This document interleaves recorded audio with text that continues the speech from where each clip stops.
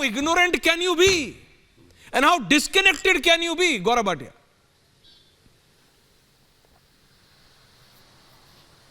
नहीं, आपको क्या ये पता है कि शतुर्मुर्ग का अगर चरित्र कहीं देखना हो तो वो राहुल गांधी में ही मिलेगा। और अभी मई में जब परिणाम आएंगे और पुनः तीसरी बार हैट्रिक लगेगी और नरेंद्र मोदी जी को जनता आशीर्वाद देगी, प्रधानमंत्री बनेंगे, आप बिल्कुल भी ऐसा मत सोचिए कि इनकी डबल डिजिट की सीटें भी आएंगी। ये सिंगल डिजिट पे सिमटेंगे राहुल गांधी।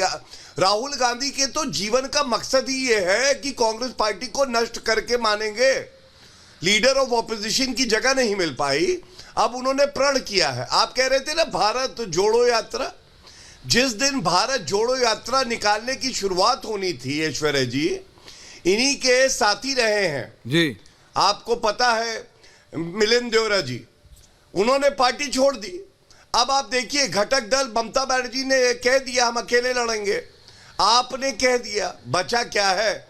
घर में लगी है आग, ये कहना गलत नहीं है, आग लगी है बस्ती में, राहुल गांधी मस्ती में, और मस्ती में चले जा रहे हैं। लेकिन मैं एक बात यहाँ पे जेडीयू के प्रवक्ता बैठे उनसे जरूर कहूंगा और बहुत सह सम्मान कहूंगा, वो गुस्सा बहुत होते हैं मुझसे, पता नहीं क्यों। मैं उनको बताना चाहता हूं केसी त्यागी जी आप ही की पार्टी के राष्ट्रीय महासचिव हैं।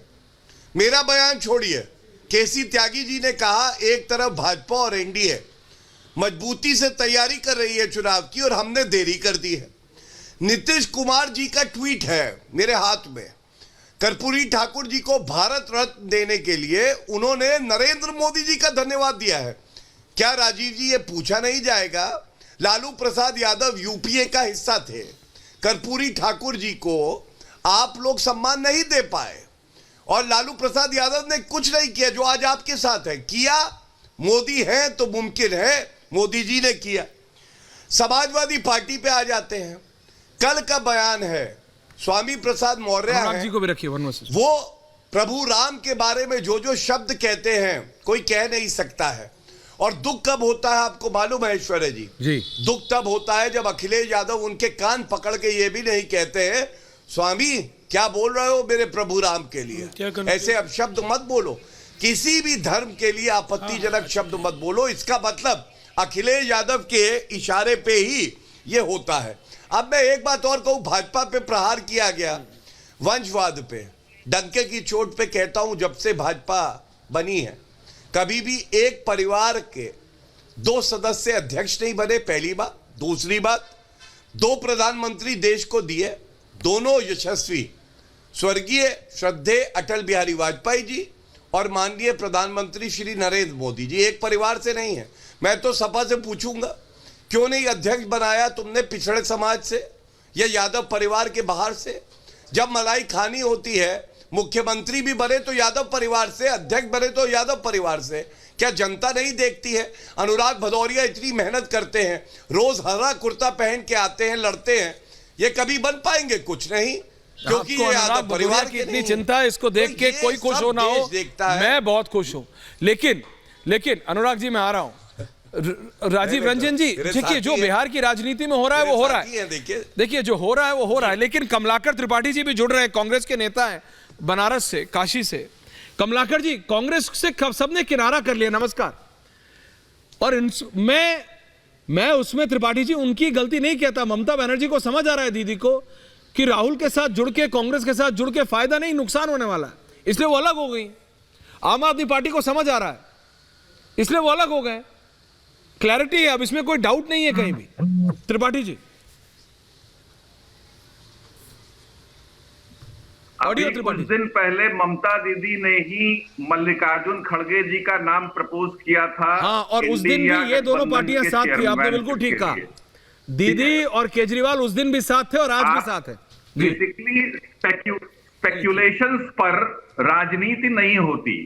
एक सिंपल सी बात आपको बता दूं, बीजेपी के गठबंधन, एनडीए गठबंधन और इंडिया गठबंधन में एक बेसिक अंतर यह है कि हमारा जो गठबंधन है आपका गठबंधन अपने यहाँ के जो लीडर्स हैं, जो पावर में हैं या पावर में रहे हैं, वो सारे लोग इस गठबंधन में हैं।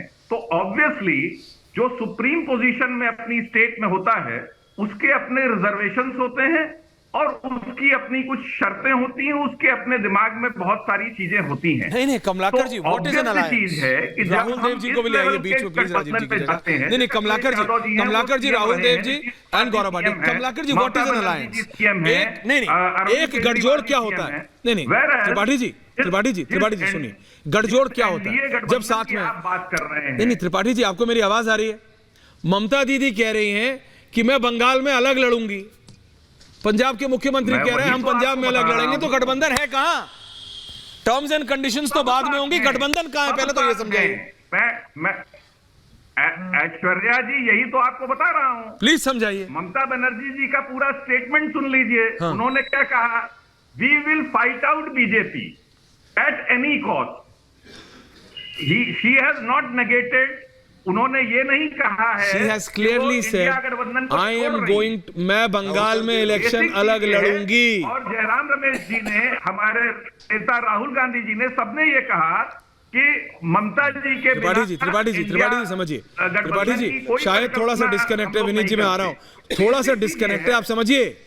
दीदी ने साफ कहा है, राहुल देव जी, ममता बनर्जी ने साफ कहा है मैं अकेले लड़ूंगी, और उसके बाद सीपीएम का और लेफ्ट का एक रिएक्शन आया है कि ममता बनर्जी गौरव भाटिया जी की पार्टी के एजेंट की तरह काम कर रही हैं, और लेफ्ट किसके साथ है? कांग्रेस के साथ। तो ये तो तितर बितर हो गए, there is no alliance left. Rahul Dev ji, और मेरी जगह विनीत जी को ले। देखिए, जहां भी त्रिकोणीय या चतुष्कोणीय मुकाबले हैं वहां पर समस्याएं हैं और रहेंगी, और जहां पर बिल्कुल कांग्रेस और दूसरे विपक्षी दल की दूसरी गैर भाजपा पार्टी के बीच आमने सामने सीधी लड़ाई है, वहां पे दिक्कत होगी जी। तो ये बिल्कुल शुरुआत पहले से भी तय था, कोई नई परिस्थिति नहीं बनी है। अब सिर्फ ये है कि सबने ये फैसला किया है कि अपनी अपनी जमीन हमें पहले बचानी है, क्योंकि कैनिबलाइजेशन हो जाएगा। तो मुझे लग रहा है कि सबका, आप पंजाब के फैसले को देखें और आप ममता जी के फैसले को देखें, तो यही लग रहा है वहां पे कि पहले वो अपनी जमीन बचा लें। So where is the उसके alliance? बाद जो चुनाव के बाद स्थिति निकलेगी उस पर सोचेंगे। सो सर फिर गठजोड़ है कहां? कह रहे हैं कि भाई गठजोड़ है। हाँ बोलिए। कुछ कहूं मैं? आ रहा हूं गौरव जी, एक मिनट। राहुल जी, गठजोड़ है कहां? अखिलेश यादव राहुल गांधी से यूपी में लड़ेंगे, ममता बनर्जी बंगाल में लड़ेंगी, अरविंद केजरीवाल दिल्ली पंजाब में लड़ेंगे, बाकी दल अपने अपने। तो कांग्रेस क्या मूंगफली छिलेगी? गठजोड़ है कहां?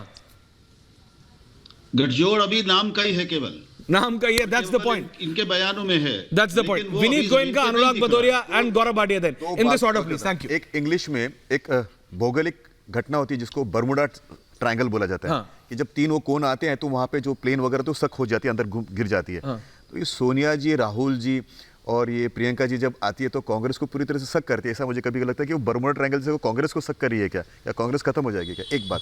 दूसरी बात, गठजोड़ है, गांठ जो है कांग्रेस के साथ है और जोड़ जो है भारतीय जनता पार्टी के साथ है। कांग्रेस में और उसके अलायंस में गांठ बढ़ती जा रही है, और जो भारतीय जनता पार्टी उसके अंदर वोटों की जोड़ बढ़ती जा रही है। तो जहाँ तक सवाल इनके गठबंधन का है, जब तक ये इनके अंदर आपसी मतभेद रहेगा तब तक भारतीय जनता पार्टी का फायदा रहेगा। और एक बहुत क्लियर बात है, नहीं आपके लिए तो फायदा है भाई। नेहरू जी ने तब तत्कालीन मुख्यमंत्री पंत साहब को कहा था कि आप अयोध्या नहीं जाएंगे, अगर आपको रिकॉर्ड सब निकाल के देखेंगे तो। हाँ जी।